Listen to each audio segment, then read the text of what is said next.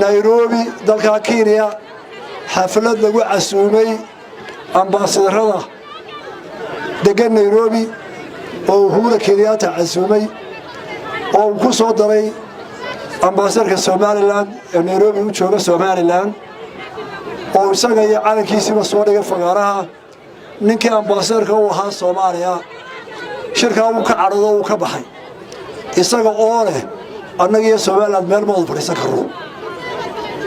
horta waa arrin ugu weyn intay Soomaali jirtay qof Soomaaliyeed ama waxgarad Soomaaliyeed goob fadhiya oo nin Soomaali ugu yimid inuu salaamo u qadariyay dadka iska xigsadaan mooyaane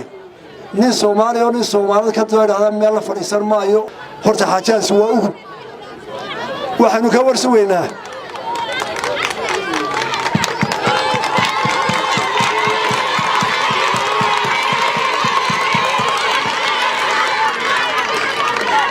walaalayaal arrintaasi micnaha ay leedahay iyo halka ay daarantahay iminka ka hadli maayo waxaan leeyahay Soomaaliya in badan waxay tiraahdaa walaalayaal kala go'a kalulusha dhantay ayayna kala tagi walaalayaal waa idin jecelahay ma kala maarano aynu wada hadalno isu keenkeena inagu waynu aqbalnayo أوري تواشر بين وقلة وعي هيا وهذا الله وحنا مسوق الريال هذا سنة كاسفير كوحو كاني أنا جيت سومالي لان مارس قبل ما ينام وحنكبر يسوي الدولة الحمر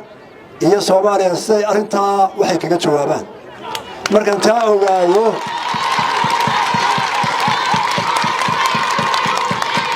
مركن تاعو عنا إنه يجدوا أن إنه قفقوا كيديو إنه دريك هالكابك تجاي Soomaaliya taana waa sugeynaa laakiin waa arrin mucjisa oo koowe oo Soomaaliland sina u geyn qaadan karin